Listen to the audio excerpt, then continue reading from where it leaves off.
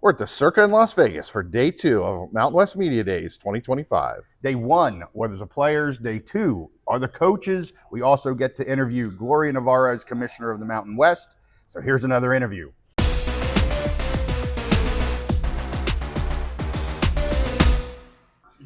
Yeah, and I think a lot of coaches that want to coach at their alma mater, the timing never really works out for them. And so, for you, did you ever think that you would get that opportunity, that early in your coaching career? No, no, not at all, not at all. And Jay Norvell, he put it really simple to me and said, "Hey, guys like me, you don't get jobs like this."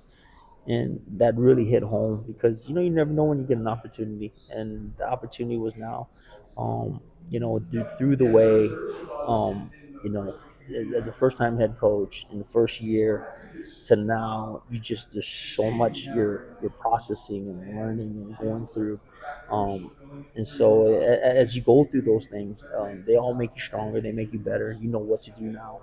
You know how to do it. You know what's the most important thing. You know what you spend your time in doing, and so. Yeah, just truly grateful, and that's how I'll always be grateful for Dave Matlin and believing in me. That's a guy that when guys when guys take that chance on you, and you'll always want to do it for them and trying to make them proud because they stood on the line for you, and he's one of those guys. When you got the job, was there like an initial shock of how many guys left? I think you guys had 53 newcomers, and then so over the years, what do you think it took to build it back up?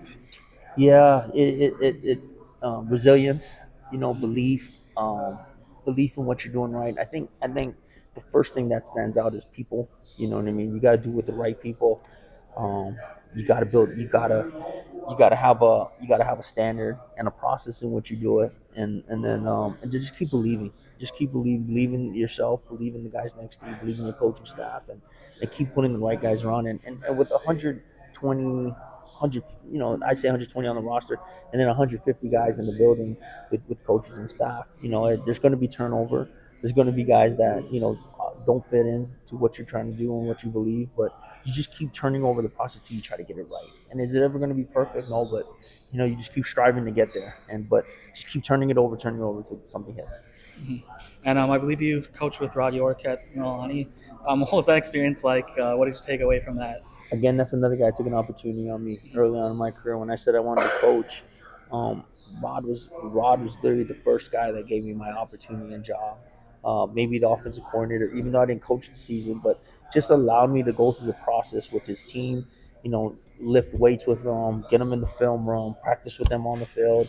I told Rod, I said, Rod, I would only leave you if June called for me to go SMU because realistically, I knew that was my only chance. So I was getting prepared to coach Rod, and we're there. I'm working at Mililani as a teacher assistant with Miss Renisha, and I'm going through the process, and all of a sudden I get a call from June, and I had to break it to Rod. Rod had no offensive coordinator at the time, but I said, hey Rod, I'm going to stay to July. I'm gonna give you everything I know and how I know it, and we're gonna stay here every day. It doesn't matter how long it takes. And then from Rod became an offensive coach, and so I owe so much to him and that opportunity before I moved on. Just a couple more for me. It's still, going into your year 4. What has it been like for you to navigate the fact that you're going through, well, I guess now technically it'd be the 4th athletic director if we include acting athletics director Lois Sure. Manning. So how has that been like? I'm pretty sure it's unprecedented in terms of this level as a new football coach having to navigate new administration almost every single year. But Sure. just share a little bit about how that's been like navigating the administration changes along with just doing your day job of being the head Yeah. football coach. Really, I really enjoyed every one of those people. Is with Dave and Craig. Just as people, they're really good people.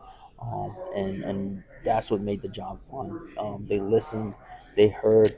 I understood taking the job of not making complaints, not just doing what I had to do with what I had. You know what I mean? And so as the landscape changes and you do need resources and more things, they listened and they went through the process with me, and so appreciative. And now, just really a lot of respect for Lois, man, and the job that she took in that spring, bridging bridging Craig to where we are now with Matt Elliott. She did an unbelievable job, and just keeping everybody grounded, making sure the day-to-day operations, having so much success with the teams as well, keeping them focused on the main goal, and having their student athletes just play, and producing Big West championships. She did an amazing job, and she'll continue to do a great job of bridging and helping Matt. And then now we have Matt, and very excited. I'm very excited. I know me and Matt know that this thing ain't gonna happen without alignment. And so, everything that he believes in, his vision, he'll get a full 100% support from me and our football team. All right, last one for me, and because I would fail if I didn't ask about this, but your wife Sherry, I mean, talk about how much she has contributed. Obviously, she's a great mother and a great wife, but she's almost like the unofficial fundraiser for the football program. So, just share a little bit about her impact that she's had, of course, to you and your family, but also just to the fundraising efforts for UH football. Yeah, she's invested, right? We're both invested, and I think she's at a position where um, she wants to be able to help. She has a voice. She knows she can kind of manage and task five kids. I don't know how to say that, but she's got five kids, but they're starting to get a little bit older, and so she can take on a little bit more responsibility, and she enjoys it. The one thing I always worry about is her just taking on too much that we me and her have the job of raising five young ones, and so but she does an unbelievable job. I mean, I would not be sitting here without a rock support like Sherry, and so very grateful, very grateful. Thank you. Hey girl, How are you? I'm doing good. Yeah, it's been a long day. Long day. Yeah. Just tell me about your quarterback in Micah this year. Right, Micah. Micah, Micah, yeah. and just obviously it's gonna look a little bit different since Braden was out there, but Yeah. just what you like about him. Yeah, Braden gives 3 great years, and happy for him, and a lot, just like I feel about all the quarterbacks in Hawaii. I mean, it's a tough job, and he deserves a lot of credit. Micah is someone since Nevada that we've offered and believed in. I loved him. I really did.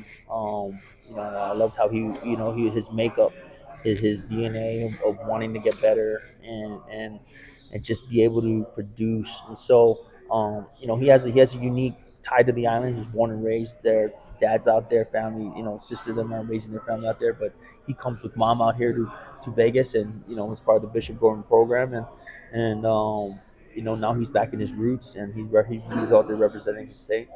Because your quarterback's coach now, Coach Chang, high school. Yeah, Right? yeah. So it's a good tie. I mean, my quarterback coach came out the same class in 2000. We came out together in high school, joined the University of Hawaii football team together. We're both in the quarterback room together.